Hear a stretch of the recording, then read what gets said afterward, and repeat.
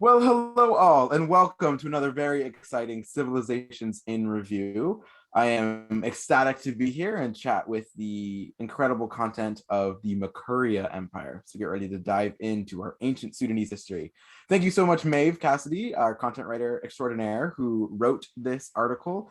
And thank you so much to Sarah Erickson, another great content writer, to help me interview. Thanks so much for tuning in tonight on our Facebook live stream. We're also going to be posting this to our YouTube, our website, our Spotify, and our Instagram, so you can engage with this content in every way possible. And most importantly, read the article. There's much more that we won't talk about tonight. And so you can engage with the article directly at Alphusaic. That's alphusaic.net/civilizations101/Makuria. I'm going to throw it to Sarah to read the 101 word intro, and we'll dive right in. But welcome all. Excited to jump into this. As am I. So between 350 CE to 1560 CE, the Makuria Empire occupied what is now northern Sudan and southern Egypt.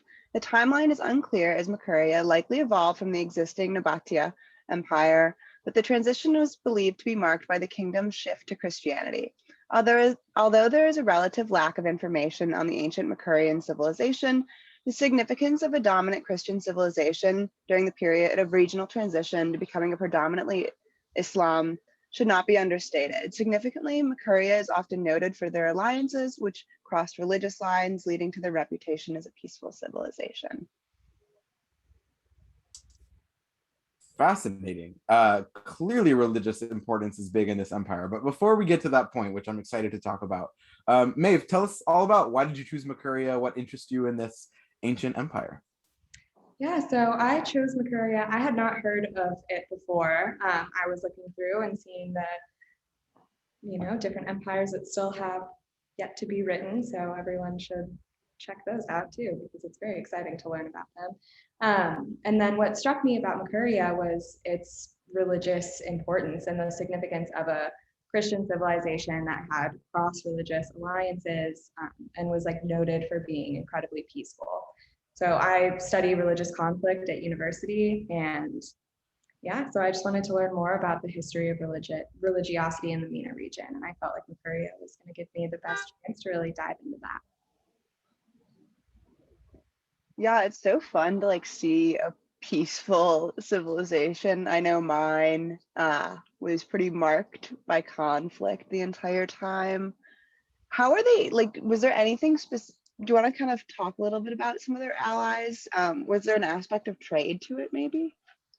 Yeah, so trade was a big portion of Makuria's alliances and why they were so peaceful. So they were known for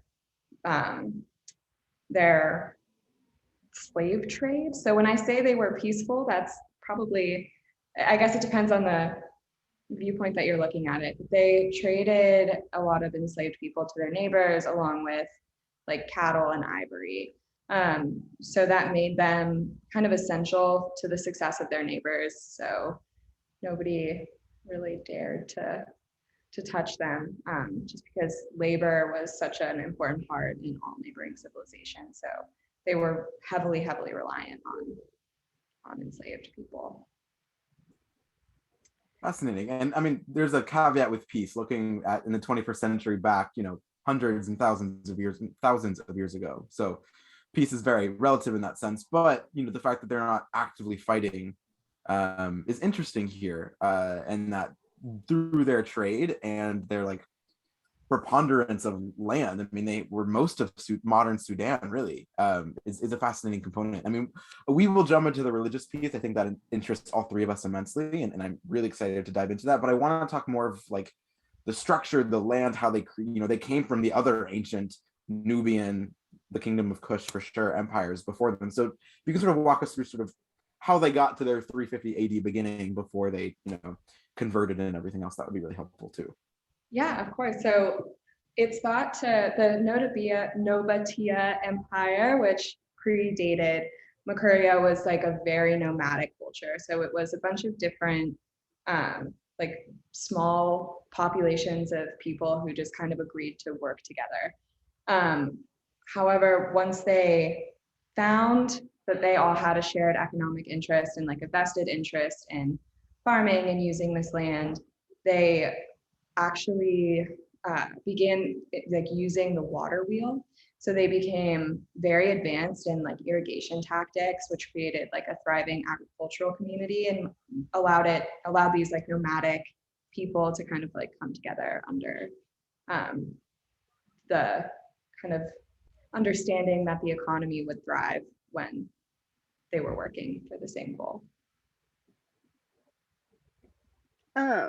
I was kind of a little bit like kind of on that same topic. Did they always kind of stay a similar size empire, or did they have like a lot of expansion, or kind of what were their border situations like? Yeah, so it's relatively unclear at the inception, just because it did evolve from such a nomadic community. So there are some scholars who believe that like they just kind of kept bringing in people who were on the borders of the land that they had already like incorporated.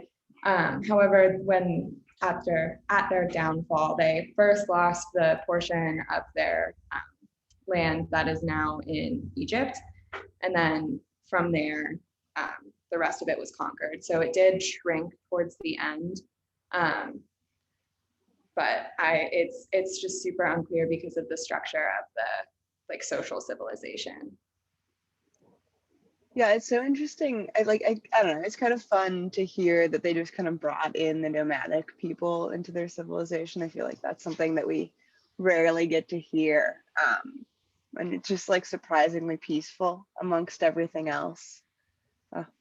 What kind of, I guess this is a little bit changing the topic, if that's all right. Yeah, I know in one of the sections you mentioned pottery and like other ancient art.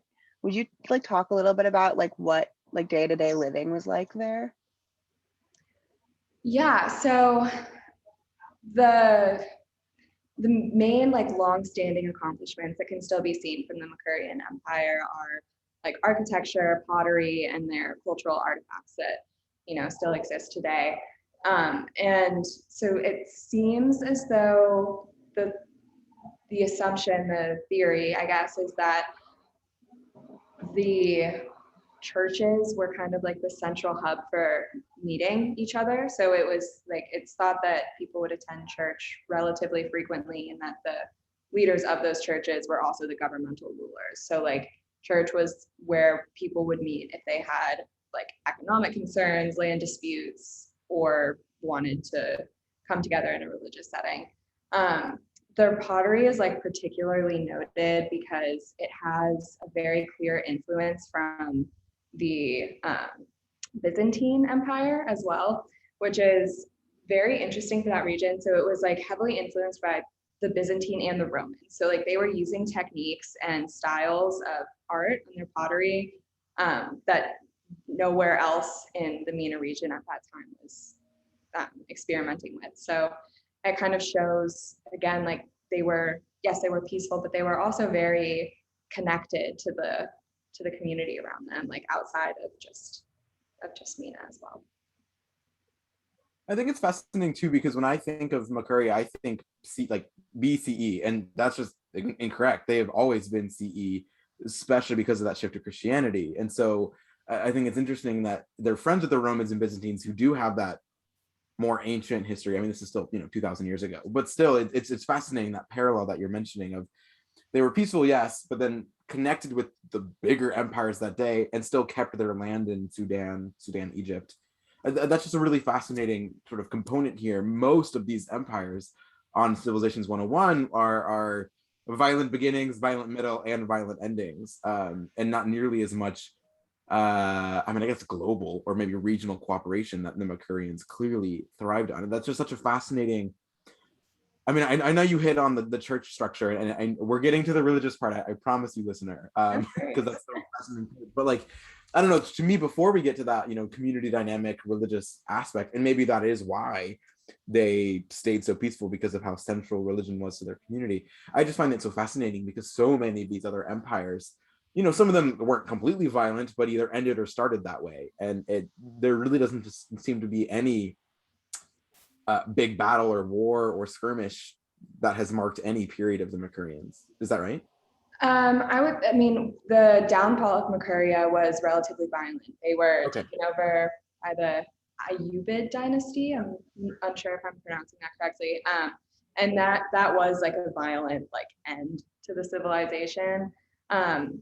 However, in my research, I didn't find anything talking about Makuria engaging in or initiating violent conflict, which is very interesting. Just like you were saying, because of the size that they had, and there is some scholarly debate to the extent to which their connection to the Byzantines and the Romans played in that, just because those were such dominant civilizations during that time period. So like there's some thought that because they were allied with these like massive world powers, they were untouchable. But it's pretty unclear because the land that they had was definitely sought after for like agricultural reasons, as well as just gaining land masses, gaining power to an extent. So yeah, it's a very interesting situation, and that's like one of the biggest question marks that scholars still have about Makuria. Is like, why were they peaceful? Like, with the size of it, another question is why didn't they try to gain more land? Kind of on the flip of that, but they seemed to be happy with what they had relatively. And they were also like a relatively like charitable civilization. They would offer their like support and resources to other civilizations regardless of their religious affiliations when they were asking for some assistance. So yeah, they seem to have very strong relationships with most of the surrounding civilizations. Yeah, it's very interesting. It's so interesting, like the charity aspect of it. I feel like honestly, that's actually one thing that's kind of surprised me about a lot of the civilizations. While a lot of them have not been charitable to people outside their own state, I feel like I've always been really kind of like pleasantly surprised to hear about, like, even like in yours, you talked about like how they like prevented famine, and just like how regularly it like looking at like civilizations, all of these places and the governments, like regardless of how small, have like created stores to prevent and protect their citizens. It's been such a fun thing, I guess, to learn, and something I didn't really expect at all. And it was even cooler to hear that they had charity to this other states around them. Was there, I guess, outside of like the slave trade and the charity, was there other big interactions with the people around them, or was it really just kind of limited to that, and then they kind of focused their attention more inward? It seems as though it was relatively limited. I mean, the only evidence that they have of like cross-cultural collaboration is trading and like cultural artifacts that reflect the style of another civilization that wasn't nearby. So it's relatively unclear the extent that their relationships extended. However, I would posit that given the frequency of trade and given the like interdependent reliance that trade kind of caused between Makuria and other civilizations, they did have to have some sort of like working relationship. And that was another big thing that I was really interested with in regards to Makuria, is they seem to have like a respect and appreciation for the cultures that they were trading with and engaging with, because the different styles of art and the different like technological advancements are all reflected in Makuria. Like they took what they could learn from their neighbors and like really put it to work. So I would venture to guess that that is evident of like some sort of more extensive communication. That's so fun to hear. Yeah, we just jinxed each other. I mean, that's just so incredibly different, really, from so many of these other empires. I mean, yeah, they have trading. Yes, they probably all ended violently or of some other kind, but I don't know, this sort of like absorption of knowledge and like contentness, if that's the right word, of just staying in their same space and staying community organizing. I mean, obviously there's undeniably conflicts and other things, but it's just the general theme of this empire is so unique. And I mean, especially, mirroring that to modern Sudanese life, to have this 1,000-esque-year-old Christian empire in now modern Sudan is just a really fascinating, impact on community dynamics and cultural identity. And thank you again for writing about this. This is so fascinating, really, for the cultural ties that they, and I mean, maybe, yeah, as you might have said, their alliances with the Romans and Byzantine, or at least art and technological sharing with them, regardless of how far their alliance went, maybe is one of the many reasons that they sort of stuck where they were. Who knows? But I don't know. There's so many questions here, and I know we can't answer them because there's so much unknown and not as much record keeping, but just fascinating nonetheless. I want to shift gears now to the religious component, because that is so crucial to this empire, and I think what makes them so immensely unique. I guess the first question is sort of what inspired the conversion. Is that, the initial Roman outpost in northern Sudan and Egypt? That, I mean, I don't know unless you do as well, but they clearly adopted and ran with it. So I'm curious, what was that spark that got them Yeah. connected? Yeah, so it's again, it's one of those things where it's just like very unclear where it came from, especially given the religious identities of the geographically close civilizations that existed at the same time. However, it is thought that the transition to Christianity happened in 7 AD. So and again, like there's some scholarly debate on exactly like how much you can say actually happened, but it's theorized that it was the Roman shift to Christianity that really like pushed Makuria to make that transition. Because it became like a huge part of everything for them. Like when it comes to their governmental system and their architecture and the ways, like just the ways that these nomadic communities were centered around one common thing, that common thing became the church.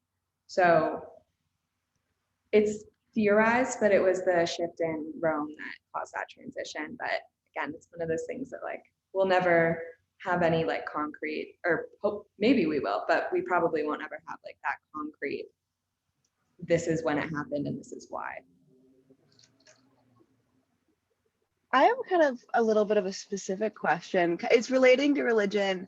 Was there anything sort of like, what were the architectural styles of the churches? I know you said that like they're big meeting places.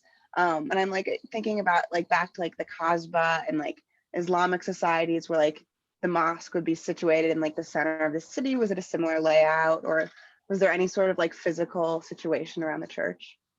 Yeah, so the dynasty that conquered Makuria were relatively violent and relatively destructive of Makurian things, but one of the only things that remains to this day from it are the churches, because they were constructed with like so much care and attention to detail, that they just held so much value even for the dynasty that followed.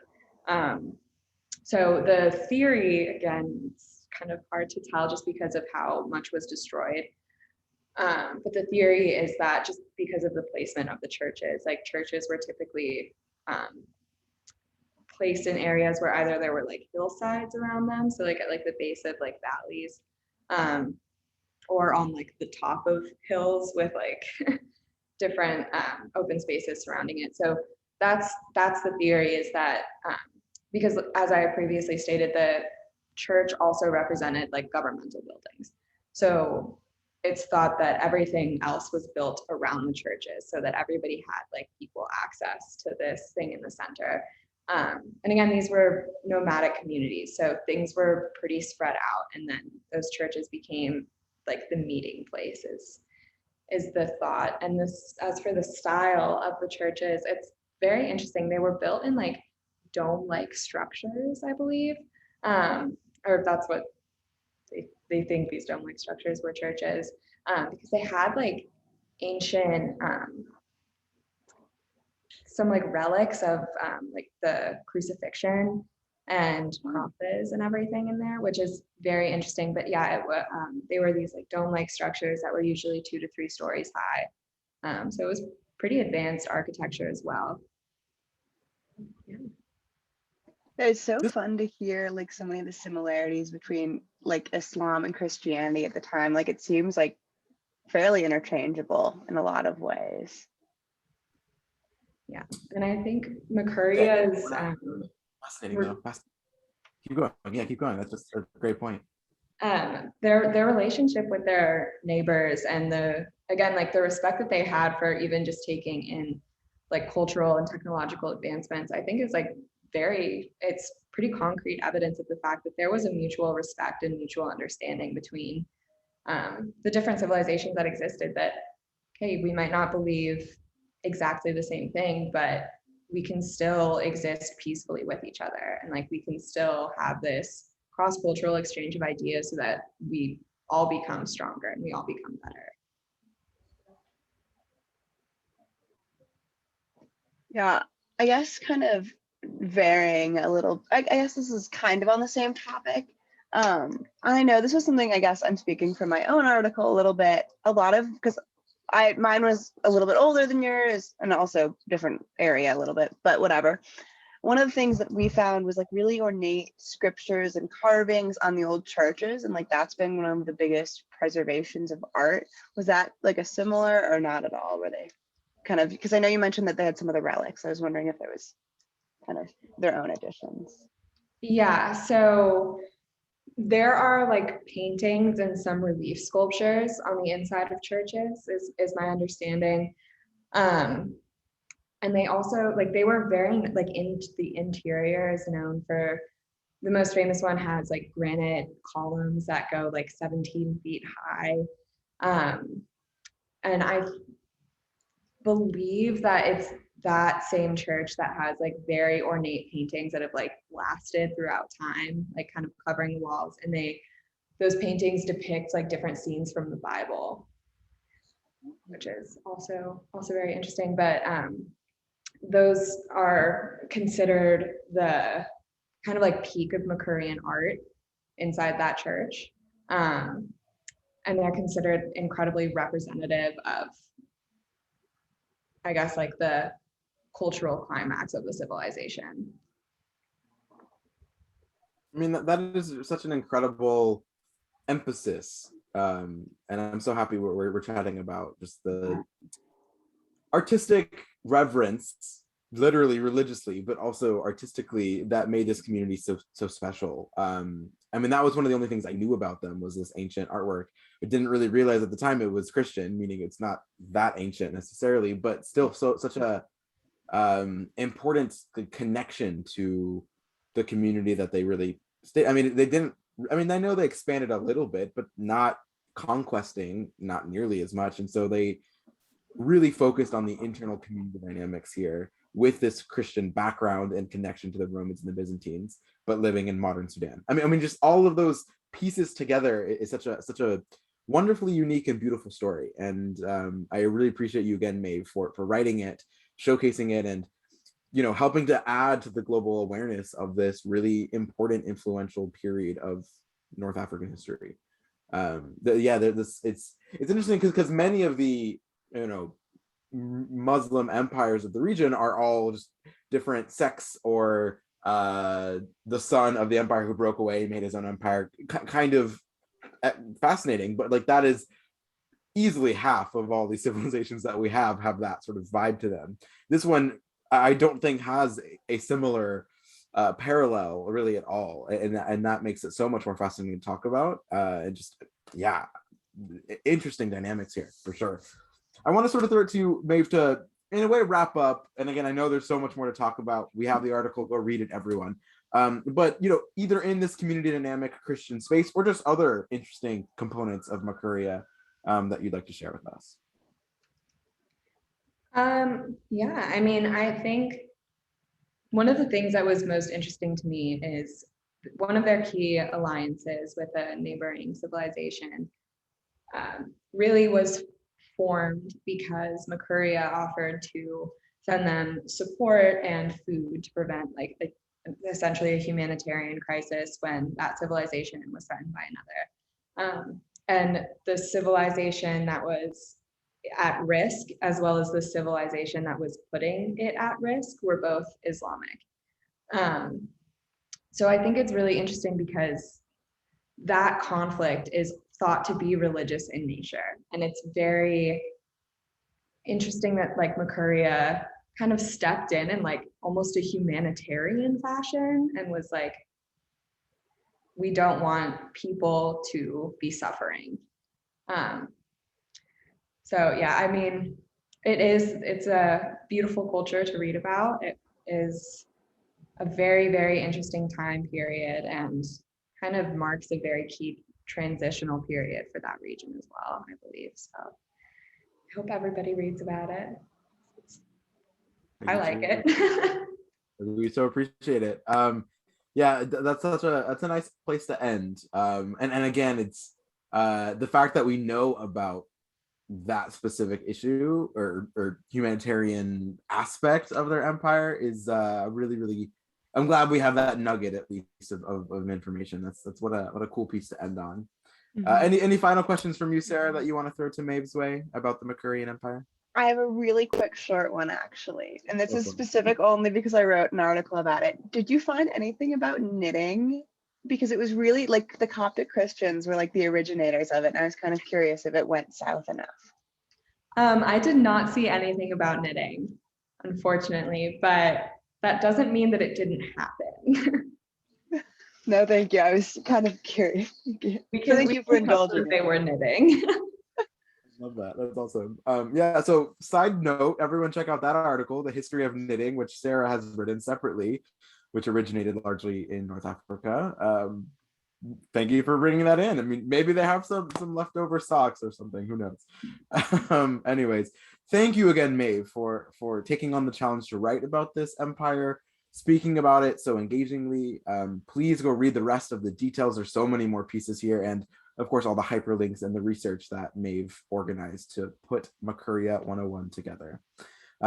Please go check it out, alfusaic.net. That's ALFUSAIC.net. Thanks so much. Have a great evening. Bye, everyone. Thank you. Thank you.